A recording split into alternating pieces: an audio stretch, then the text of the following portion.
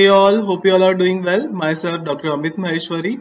In the previous video, we have discussed DNA replication in the prokaryotic organism. In today's video, we will discuss eukaryotic DNA replication, and the learning objective for the today's video are: first, we will see what are the various differences between prokaryotic and eukaryotic DNA replication.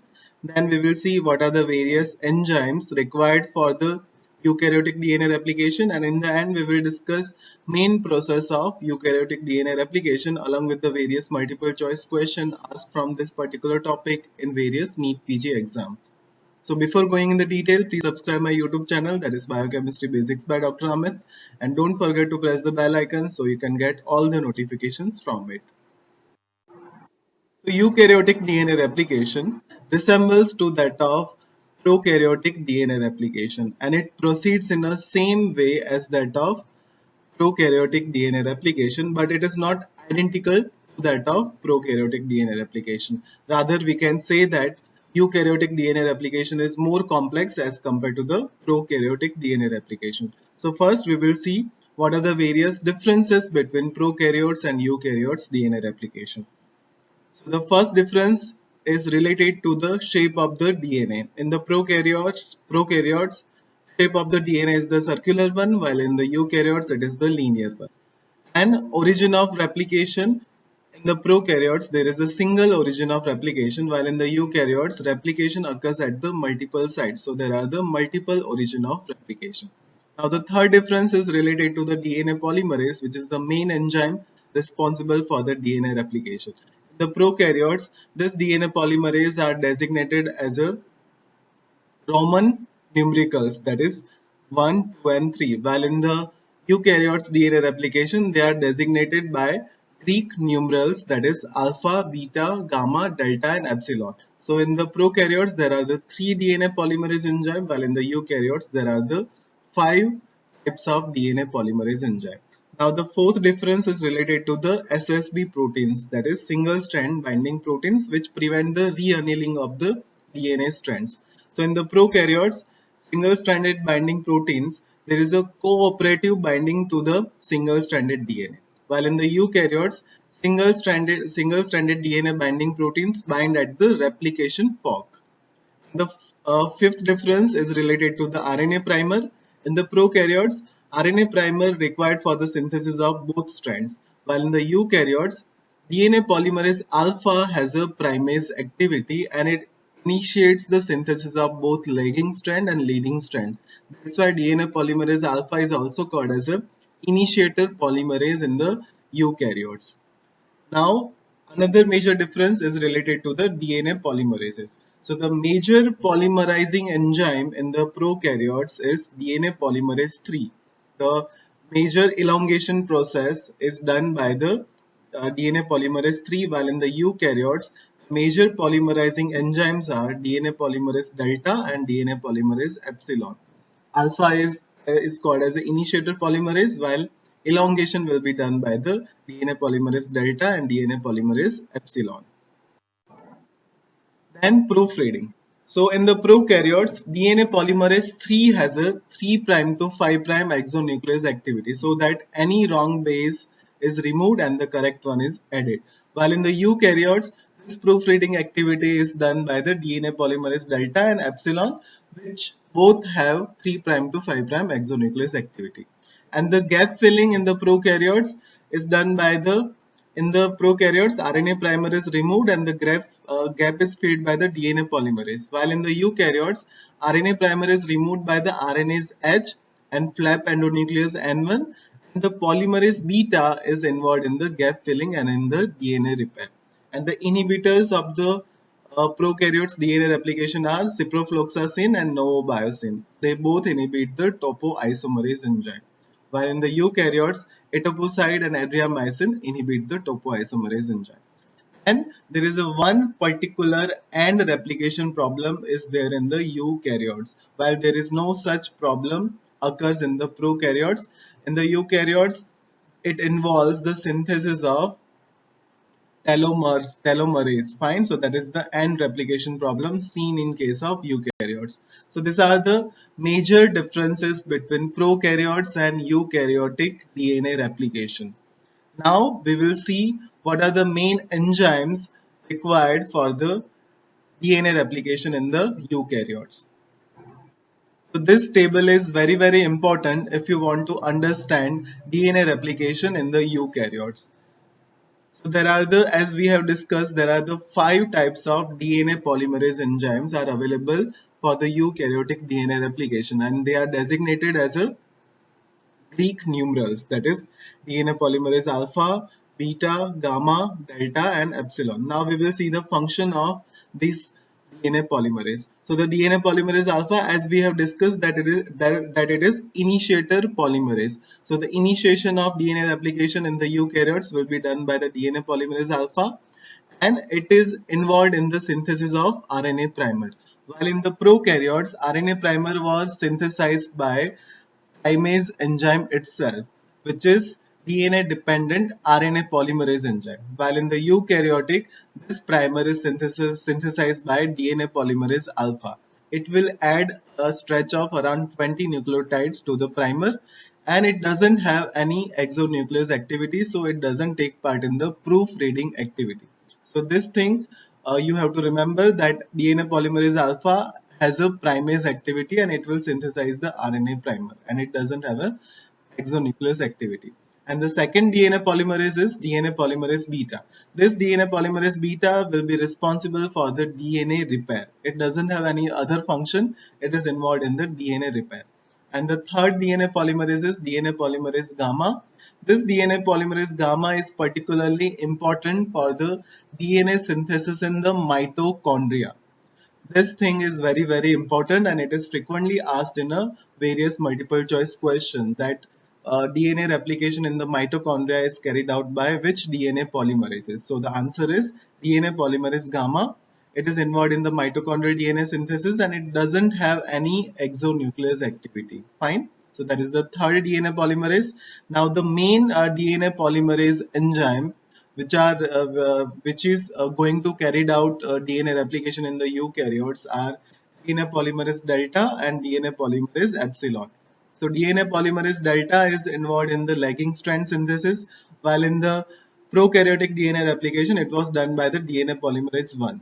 Fine. So DNA polymerase delta is responsible for the lagging strand synthesis and it has a DNA proofreading activity. That means it can carry out 3' to 5' exonuclease activity. So that is DNA polymerase delta. And another important DNA polymerase in the eukaryotes are DNA polymerase epsilon, which is involved in the leading strand synthesis, and it also have DNA proofreading, means it have 5' to sorry it has 3' to 5' exonuclease activity, and is also involved in the DNA repair. So this table is very important if you want to understand the DNA replication in the eukaryotes. First thing is initiator polymerase is DNA polymerase alpha.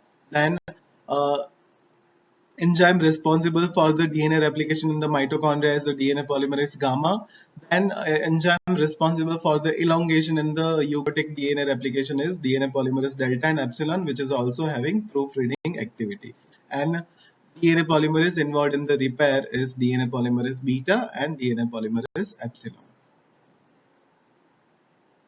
DNA replication, as we have already earlier discussed, that DNA replication are divided into 3 main stages, that is initiation, elongation and termination. So we will discuss DNA replication under these 3 headings. So DNA replication in the eukaryotes is closely regulated and it closely coordinated with the cell cycle. Fine. And the DNA replication in the eukaryotes occurs in the S phase of the cell cycle, which is responsible for the DNA synthesis. Fine. So DNA replication in the eukaryotes always occur in the S phase of the cell cycle, and this S phase of the cell cycle is separated from the M phase by 2 checkpoints, that is G1 checkpoint and that another is the G2 checkpoint. G1 checkpoint occurs before the S phase and G2 checkpoints occur after the S phase. So this is how this S phase is separated from the M phase by the G1 checkpoint and G2 checkpoint. So that is regarding the cell cycle. Now, origin of eukaryotic replication. So in contrast with E. coli, the origin of replication in the human beings do not contain regions of sharply defined sequences. Instead, more broadly defined 80 read sequences are the sites around which origin of replication complexes is assembled. That is ORCS, fine, origin of replication complexes. While in the prokaryotes, it was called as a ORI, that is origin of replication. While in the eukaryotic, it is called as a origin of replication complexes, that is ORC, fine. So that is regarding the origin of eukaryotic replication. Already discussed in the table that in the prokaryotes, as the DNA is the circular, so there is a single origin of replication is there, while in the eukaryotes there are, as the DNA is linear, so there is a multiple origin of replications are there. And so this is regarding the origin of replication in the prokaryotes and in the eukaryotes. In the prokaryotic DNA there is a single origin of replication, while in the eukaryotic there are the multiple origin of replication.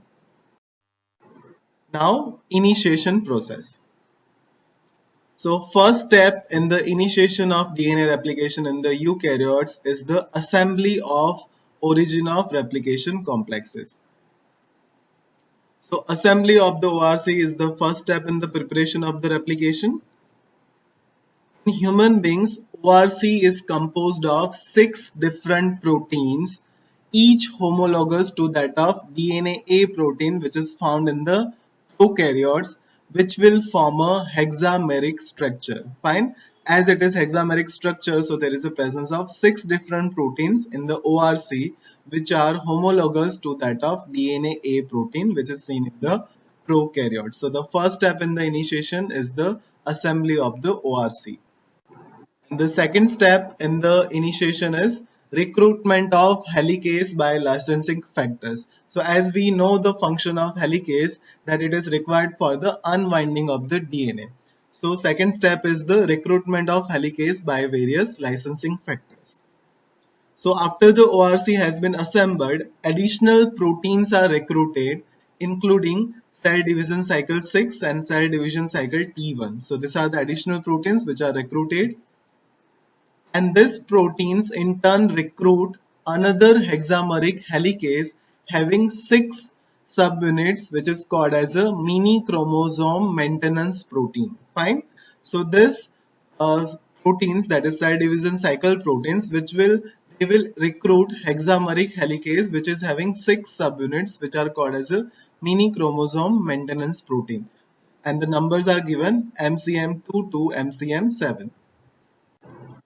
And these proteins, including the helicase, are sometimes called as a licensing factors because they will permit the formation of initiation complex. So this is how licensing factors will be formed for the hexameric helicase, which will recruit the hexameric helicase for the unwinding of the DNA. And after the initiation complex has formed, the mini chromosome maintenance protein helicase separates the parental DNA strands, and this single strands are stabilized by the binding of replication protein A. Fine. This single strands are stabilized by the replication protein A. So we will see all this process in the picture form now. This is the picture. As you can see, MCM helicase is the mini chromosome maintenance helicase. So this MCM helicase will do the unwinding of the DNA. So the double strand of DNA will be opened up. Fine. So this MCM helicase will do the unwinding of the DNA once ORC has been assembled. Barabar. Once ORC has been assembled, which is called as the origin of replication complexes. So when ORC is assembled, this MCM helicase will do the unwinding of the DNA, and after the unwinding of the DNA, single strand of DNA will be stabilized by the replication protein A. So these are the replication protein A. So all this process occur in the initiation. Right? So after this unwinding of the DNA is occurred and the single strand DNA are stabilized by the replication protein A, the one initiator polymerase will come in the action, which is DNA polymerase alpha. So this DNA polymerase alpha, it also require RNA primer for the synthesis of DNA strand. So this polymerase alpha has a primase activity, so it will synthesize RNA primer. Once this RNA primer is synthesized, which is having around once RNA primer is synthesized by the DNA polymerase alpha, and this DNA polymerase alpha will add around 20 deoxynucleotides stretch of 20 nucleotide stretch in the initiation process. This polymerase alpha will be removed by replication factor C. Fine. Once this DNA polymerase alpha will add the stretch of 20 deoxynucleotides, it will be replaced or displaced by replication factor C. So this is replication factor C. So it will replication factor C will displace this DNA polymerase alpha once it will synthesize stretch of deoxynucleotide once it will synthesize stretch of 20 deoxynucleotides, and the main function of this DNA polymerase alpha is it will synthesize RNA primer. Fine. So once it will be displaced, this replication factor C attracts the sliding clamp protein. RFC will attract sliding clamp protein, which is called as a PCNA. This PCNA stands for proliferating cell nuclear antigen. So RFC, that is replication factor C, will attract a sliding clamp protein, which is called as a PCNA, proliferating cell nuclear antigen, and the concentration of this proliferating cell nuclear antigen is higher in the proliferating cell.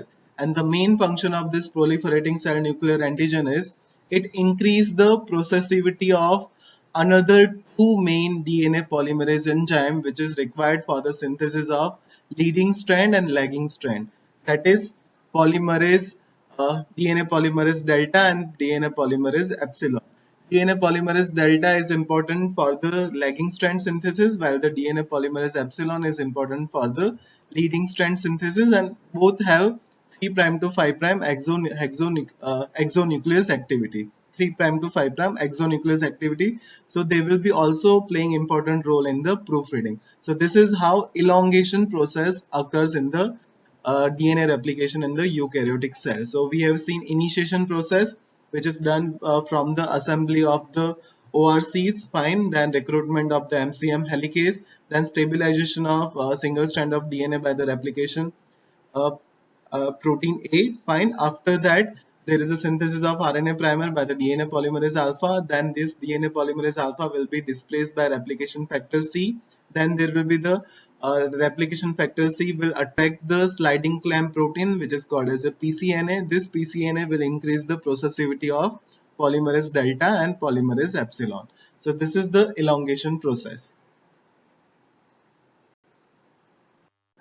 Now termination. So replication continues in the both direction as it is bidirectional. So as it is continues in the both direction from the origin of one replication bubble until the replication of adjacent second replication bubble meet and fuse. And the RNA primer is removed by the RNase H and flap endonuclease 1, and the gap will be filled by freely floating DNA polymerase, and the nicks are joined by DNA ligase. So this is how termination occurs in the eukaryotic cells. And termination of replication on the linear eukaryotic chromosomes involve the synthesis of special structure which are called as a telomeres, fine, which is present at the end of each chromosome by telomerase enzyme, which is a specialized polymerase that carries its own RNA template. So the DNA replication in the eukaryotes has one particular problem. It involved the synthesis of special structure which is called as a telomeres at the end of each chromosome by the telomerase enzyme, which is a special polymerase enzyme which carries its own RNA template. So this is how termination occur in the eukaryotic cell in the DNA replication. Now proofreading in the eukaryote. So we have already discussed in the table there are various enzymes responsible for the proofreading in the eukaryotes, and the main enzymes are in the eukaryotes DNA polymerase delta and epsilon, which is a part of replication complex, has the 3' to 5' exonuclease activity and required for this function. So they play important role in the proofreading. Eukaryotic DNA polymerase beta and epsilon appear to be involved in the DNA repair.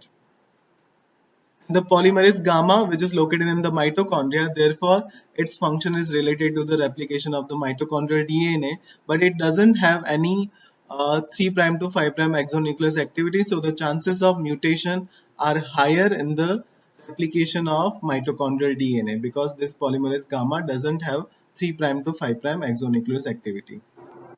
Mitochondrial DNA show a much higher rate of mutation than the nuclear DNA because polymerase gamma, which copies mitochondrial DNA, has no exonuclease activity. So this is all about eukaryotic DNA replication. Now we will see various multiple choice question asked from this particular topic. The first question, which was asked in PGI May 2013, true about eukaryotic DNA replication compared to the prokaryotic, and the options are conservative, semi-conservative, unidirectional, bidirectional, and semi-discontinuous. So there are the main characteristic of DNA replication. First main characteristic is it is semi-conservative. Second main characteristic, it is bidirectional. Third main characteristic of DNA replication is it is semi-discontinuous, and the fourth is it occurs with the high fidelity because the enzymes have proofreading activity. So the correct options are B, D and E. B, D, E are the correct options. Second question, which was again asked in a PGI June 2009, which DNA polymerase is involved in the repair of mammalian DNA? And the options are alpha, beta, gamma, epsilon, and delta. So as we have discussed that DNA polymerase beta is responsible for the repair function along with the DNA polymerase epsilon. But the correct, more preferable option is beta. So the answer is beta. And another question which was asked in a PGI June 2008, true about DNA polymerase in the eukaryotes. Components are alpha, beta, gamma, delta, and epsilon. Beta is associated with repair, gamma is associated with repair, delta associated with the synthesis of mitochondrial DNA, and E alpha is present in the abundant amount. So as we have already discussed, there are 5 components. So the first option is correct. Beta is associated with repair. So this option is correct. Gamma is not associated with repair. It is involved in the mitochondrial DNA synthesis. Delta, so this option is also wrong. Delta is not associated with the synthesis of mitochondrial DNA. And alpha is abundant amount. So this is also not correct. So the correct options are A and B. That is, components are alpha, beta, gamma, delta, epsilon, and beta is associated with repair. These are my references. Thank you for watching. Please like, share and subscribe Biochemistry Basics by Dr. Amit, and don't forget to press the bell icon so you can get all the notifications from it. Thank you.